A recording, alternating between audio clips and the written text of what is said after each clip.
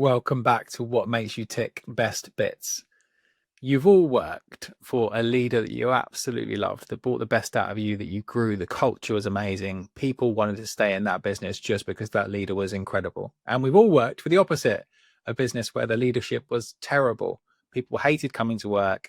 It created a conflicted culture, and ultimately the performance suffered and people jumped ship. What's the difference, though, between those two types? A great leader and a bad leader? How do we create an environment that multiplies the impact of everyone around you and drives performance levels that we've never seen before? Abby Williams is a phenomenal leader. She's come from Oracle, Udemy, LinkedIn. She's also now a fractional chief revenue officer and coach to founders at startup stage. There's not much that Abby doesn't know about leadership. And I'm representing my Nigeria shirt because Tolu interviews Abby on this full episode. If you like it, we'll put a link in the show notes. But this clip gets to the very heart of that big question. What's the difference between a good and a great leader? And how do we create a culture that multiplies impact and performance? Enjoy.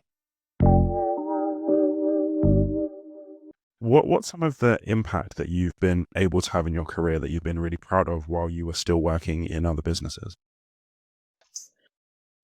I think that's a very interesting one. For me, it's really the ability to lead a business organization, lead revenue in a people-centric way, with people Mm, at the center of execution. And when I say people, I mean employees, right? Employees being engaged, connected to the vision, teams, directors, connecting to the vision, understanding where we're going, understanding what it takes to get there, and us doing it in a way that everybody's engaged, everybody's connected, and so on, right? The ability to do that, I think is really rare. mm, And for me, I've been really proud of being able to do that, grow businesses, but with people at the center, culture at the center of execution. And I think people take that, they don't place enough importance on it. A lot of people think mm, culture is like, oh, you know, the ping pong table, or, giving lunches and so on. No, culture is how we treat each other. How do we treat our clients? How do we show up every day? Are we a team that mm, shares when things are working, or are we a team that something is working for somebody and they just go off and they continue to be excellent, but not sharing it with the team? Are we a team that truly works together? Are we a team that care about ourselves professionally and personally, right? mm, Because I truly believe that if you're able to lead a wholesome team, when I say a wholesome team, I mean like lead the person in front of you, a whole person. Like I always say to managers and leaders, how you lead them as a whole, right? It's not about, mm, hey, how's work and how you doing with your targets and so on. Because if you, Tolu, are not okay personally, maybe there's something going on with you, behind the doors and so on, it's going to impact your results, right? So mm, you can't really get the best out of the business if you don't know how to work with people, and if you don't know how to get the best out of people, or if you don't know how to lead a wholesome team. Because if your mm, team is not whole, your business is not going to be whole, and certainly your customers are not going to be whole, right? So a lot of people they fail to make that connection, that everything comes down to the people. And like I always say, until we get to a place where you can run a business with AI and robots without human mm. beings, then maybe you don't need to focus on that. But Yeah. you need to understand people dynamics, is what I call it. Like people dynamics. What makes your team thick? How can I lead Mm, Tolu? How do I understand Tolu in order to get the best out of him? That's mm, unique to different people. Somebody else, maybe they like to be encouraged, and other people just they want more close coaching. Another person just wants to give them the target and let them go figure it out, right? It's about understanding the different individuals in your teams and knowing how to get the best out of them in order to create something awesome. One of the things that we were talking about before we started recording was about being able to be people-centric, but still get amazing results. What are some of the practical things that you've been able to do? Because I think that's a tension that people often struggle with is, I do want to be people-centric, but I have to deliver Mhm. amazing results, right? Because I feel like we're in an environment where good isn't good enough anymore, right? People need Mhm. more growth. Things need to be moving really quickly. How do you practically balance those two things? What are some of the things that have been successful for you? Yeah. I think firstly, it's about the mindset of knowing that those two things are not either or, they're actually connected. Mm. So being people-centric and running a good business, solid business is actually connected, right? To the point of if you don't get the people, the business part would not work. So firstly, as a leader, it's about knowing that those two things are not separate. That it's not like, oh, I'm going to be people-centric today. And no, it's actually what drives the number, right? So some of the things that I do is firstly ensure that, from hiring, from the beginning of the stages, ensure that you're very, very clear on the kind of people that you want to hire in your team. What are the ethics of the team? What are the things that we do in this team and the things that we don't do? For example, in our team, we share. In our team, we share what's working. In our team, we help each other, right? In our team, we don't, if one person wins and others are not winning, that's not winning, right? We have cultures and values that we operate, our modus operandi as a team, as a sales team. This is how we treat our clients. This is how we operate as a team. This is how we operate. Even when I hire managers, I want them to write down what is their story as a manager? What do they want to be known for as a manager? And we have a central theme and ethics in terms of how we operate and how we lead as a team. So that's number one. That's the basic foundation when you're hiring and bringing in managers or AEs and so on. Second thing is, what you permit, you promote.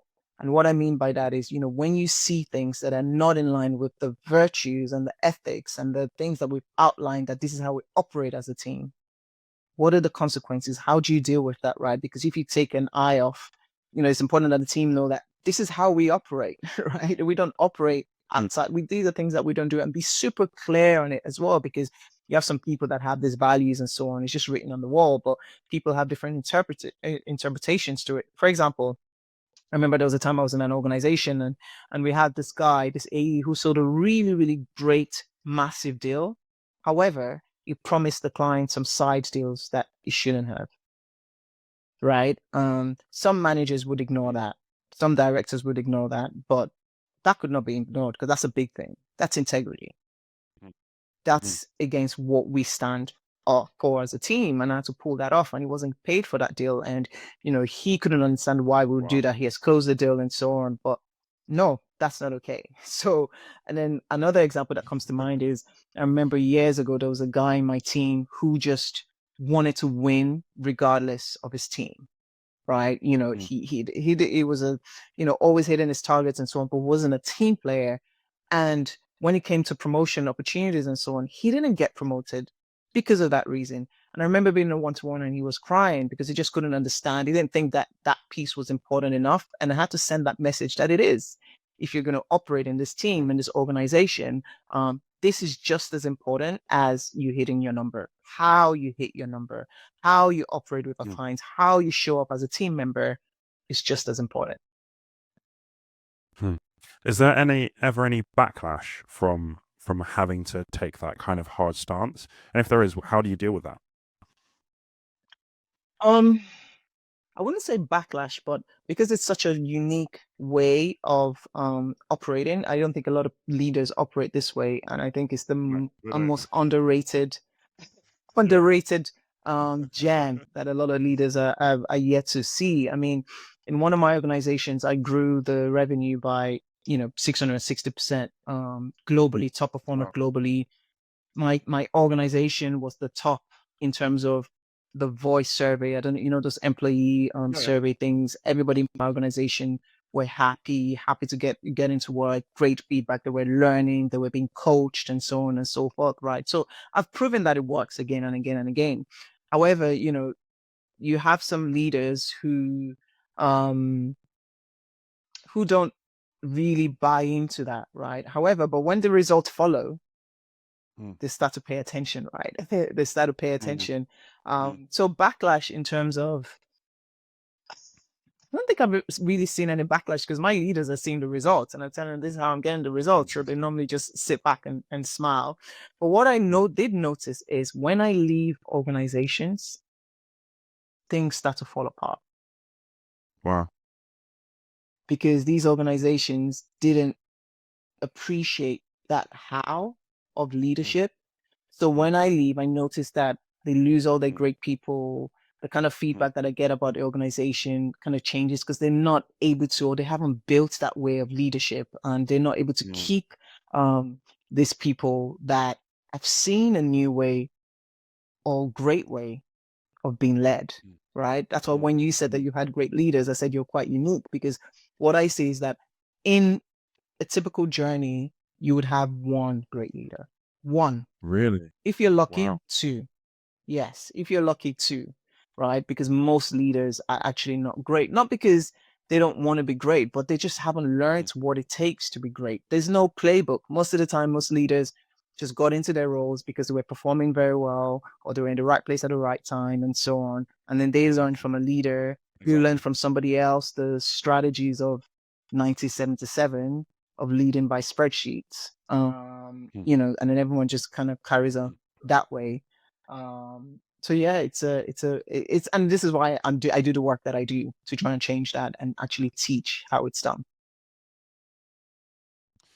I think it's a really interesting thing with the backlash, because I played basketball, right? So a lot of my mindset goes to basketball, and what you were describing kind of sounds like almost benching your star player, right? Like they do something that's not in line with what the team needs to be doing, and so you bench them. And a lot of people would be nervous or hesitant to bench their star player because, well, this is the person that's scoring all the points or signing all the big deals. This is the person who's hitting target, and now I'm kind of benching them, you know? So a lot of times that comes with some friction and some issues. So I love that you've done the brave thing, because it's better long term for the culture. That's so important, I think, for people to get. Absolutely. And you know, it reminds me of it brings me back to this story of, and it's how I operate personally as well, right? I remember when I was an AE at, I think, LinkedIn, I had this big deal that I was trying to sell to a client, and let's say the deal was like worth, what I was proposing to the client was worth, let's say, 100K or something, and then the client wanted a like 50K solution, and I said to him, listen, there's no point in us doing this if you're not going to do it right. Based on all the problems that you've told me that you're trying to solve, this 100K solution is what's going to work for you. Go back to the board and have a conversation. If not, let's scratch this and come back to me when you're ready. When you're ready. And at that point, I'd been like 3 months in the role. I hadn't passed probation. I'm sure my manager at the time were like, this girl, man, we know she's going to survive here or not, you know. But it goes back to doing the right thing, because I truly believed that if the client got the 50K solution, they're going to come back and say that it didn't work. And it's not going to achieve the impacts that we're talking about, that we spent all this time. And then thankfully the client, of course, this was tough. You're like, whoa, that 50K would have taken me away, like way over my target, right?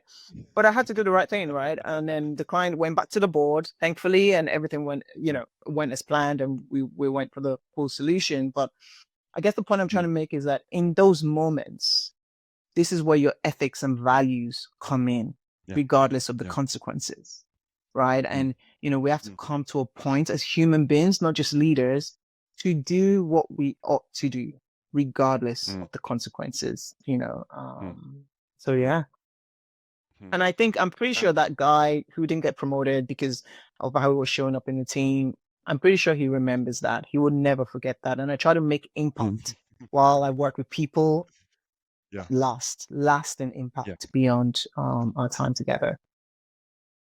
And I think that links back to what you said earlier about power, right? And you being able to push back on a client and say, hey, this is what I think you should do, them actually listening to you, doing it and getting the right result. That's a great example of the power that you were talking about earlier, or even like the guy that was in your team who now knows that being a team player is important.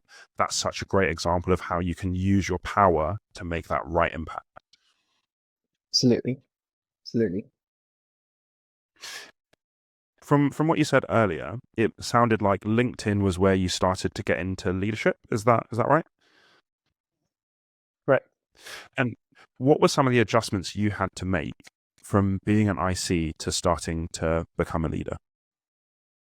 So I always say that leadership is not a title.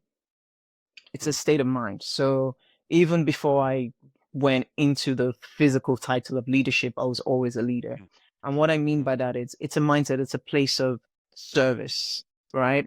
And this is how I identify leaders in my team. When you see people who naturally care about how the team are performing, they naturally care about helping somebody else to be successful. You just see those natural traits. I saw myself in my team after I've closed my deals. I'm trying to help and coach somebody else in terms of discovery, how to get their deals above the line and so on. And I enjoyed that, right? I would care a lot more about how are the team doing and so on. And I cared more about helping somebody succeed than even when I closed deals. I started closing deals and I'm just like, oh yeah, but you closed a big deal. I'm like, no, I guess. Yeah. But I was more excited about, oh, I helped this person on this deal. I coached them throughout the cycle and then they close the deal, right? So these are traits that you see naturally, that gives you, that picture of what a great leader could be. And this is really important because what I find is that people tend to promote the top performer in their team to become manager. And that doesn't always work because a top performer who is just very self-driven and self-motivated will not necessarily be a great leader. So again, leadership is not a place of authority where I get to tell people what to do. No, actually, good leadership is a place of service. It's a place of care. It's a place of leading a whole team. It's a place of questioning. It's a place of digging in. It's a place of remembering that Tolu, you said that you had an appointment yesterday with the doctor, me following up and caring enough to say, hey, I hope that appointment went well. Is there anything I can do to help? It's a big job. It's a big deal because you're carrying the revenue responsibilities, you're carrying the board responsibilities, you're carrying the people responsibilities as well. Because at the end of the day, being a leader is such an important thing that people carry it home. And what I mean by that is, I had some terrible leaders that were so disruptive that I would go home and talk about whatever happened at work. I'll maybe cry about it. My husband is involved, and then I'm maybe taking out on my kids and so on. Like people carry it home. So the impact of great leadership affects everybody at home, and the impact of terrible leadership affects everybody at home. And people don't really realize that. And that's why I think a place of leadership is a place of great responsibility, and it's one to really go into if you truly care about these things. But if you don't care about people, please just stay an IC and just keep closing your deals. And I think that something we often don't realize is that the negative impact is often way bigger than the positive impact. So when you have a great leader, of course you go home, you're more relaxed, you talk about it, but almost that good is kind of what it should be, right? But when you have bad leaders and that bleeds into your home, the impact is magnified way more and the impact is way worse. So I think sometimes we don't quite think about how important that really is. But another thing to add to that is because there's more bad leaders, there's I don't know, maybe 90% leader, like most leaders are just like, not because they're bad as human beings, but they just haven't been taught, or they don't have that mindset of learning, unlearning and relearning. Most of the time they get to a place of leadership, they're like, oh yeah, I made it. And that's it, they stop learning. They just do whatever they've learned from their managers and just kind of replicate and do exactly the same thing. And I said that to say this, that piece of unlearning whereby you're able to apply new solutions to old problems or apply old solutions to new problems is so key. And it's been a game changer for me because, even when I had terrible leadership, I would question. I remember there was a leader I had in one of the organizations, and this leader said to me, Abby, if you don't change how you operate, you need to operate the way the guys operate in the room, or you need to talk this way, you need to act this way. And I'm like, no, because the way you all operate is not in line with what I stand for. So no, right? And this is where you have to be sure about your values and ethics, right? Because sometimes some leaders trying to make your strength a weakness because of their own, of their own in drawbacks or weak, all their own weaknesses actually. So it's important that you're clear in terms of what you stand for and who you are and your values, right? So I looked at that leaders and I'm like, no, I don't want to be like you. I don't want to operate like you. and shortly after I left that organization. So I tend to use the journey of the bad leaders is actually important because it helps you to learn what you don't want to be doing, Yes. how you Yes. don't want to be functioning. So there's a learning in that. It's not a fun learning, I tell you that, but it's a learning in itself, right? And what I've done most of the time is when I leave organizations, I go and get bigger jobs than these managers that were managing me because I try to use these trials as testimonies. Because I ask myself, wait, why do you say I can't do that? I'm like, okay, so if I don't have that skill, I can learn that skill. I can go figure out how to get that. So sod you, I'm going to go get it. And I go learn whatever the gap that I have is, and I go get it. So it's funny because most of the people that led me, when you look at a career trajectory, I'm at a different place, right? So I guess my point is, to even people experiencing these kind of challenges with their leaders and so on and so forth, you can actually use it. Use that fire to propel your career and your results, and be careful what feedback you take because people will give you feedback based on their own incompetencies.